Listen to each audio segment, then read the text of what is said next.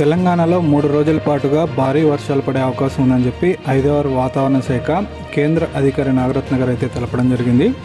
ఉపరితల ద్రోణి ఉత్తర మహారాష్ట్ర నుంచి కోస్తాంధ్ర మీద వరకు తెలంగాణ మీదుగా 1.5 నుంచి 4.5 కిలోమీటర్ల మధ్యలో కొనసాగుతుందని, దీంతో 21న బంగాళాఖాతంలో ఏర్పడబోయే అల్పపీడనం వల్ల ఉరుములతో కూడిన వర్షాలు అయితే పడతాయని చెప్పి, ఇది భారీ స్థాయిలో వర్షాలు పడతాయనే అవకాశం ఉందని చెప్పి వాతావరణ శాఖ తెలపడం జరిగింది.